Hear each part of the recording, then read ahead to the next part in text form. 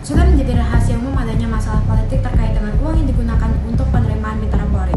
Baru-baru ini terbongkar bahwa ada 5 anggota Polri dan 2 ASN terlibat dalam peran calo dan menerima suap sebesar 350 juta hingga 2,5 miliar per orang.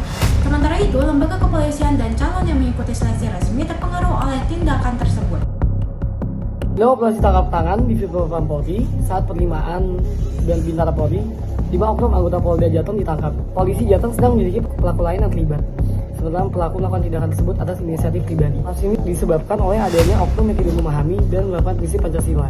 Hal ini mengingatkan kita untuk memerangi praktik politik uang dan memperkuat integritas di lembaga penegakan hukum. Menurut hasil analisis kami, proses seleksi dan penerimaan diikuti oleh praktik korupsi yang membahayakan citra institusi dan kepercayaan masyarakat.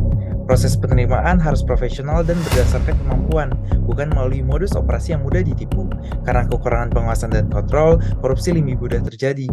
Oleh karena itu, diperlukan peningkatan sistem untuk mencegah korupsi dan menjaga integritas anggota organisasi. Kesimpulannya, hal-hal seperti budaya organisasi yang perlu diperbaiki, etika yang buruk, dan kurangnya pengawasan adalah hal-hal yang perlu ditangani untuk mencegah hal serupa terjadi kembali di masa depan. Masyarakat Indonesia, politik uang merupakan masalah yang serius dan berbahaya, khususnya di dalam kegiatan seleksi perekrutan pada sebuah instansi kepolisian.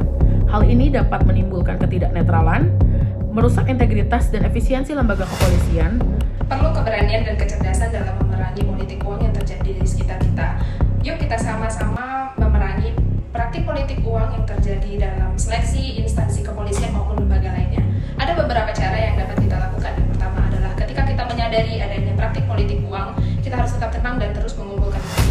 Bukti-bukti tersebut kemudian dapat kita laporkan kepada badan pengawas terkait yang bertanggung jawab.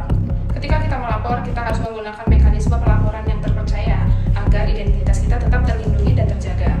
Yang terakhir, janganlah ragu dalam memberikan kontribusi untuk memerangi praktik politik uang yang terjadi dalam sekitar kita. Dukung upaya pemberantasan korupsi dan penyuapan dengan mengingatkan diri kita sendiri dan orang-orang di sekitar kita untuk selalu menerapkan prinsip-prinsip Pancasila dalam semua tindakan dan keputusan kita. Mari kita bersatu dalam semangat kebangsaan, bersama-sama menjadikan Indonesia lebih kuat, adil, dan bermartabat. Pancasila, kekuatan Indonesia.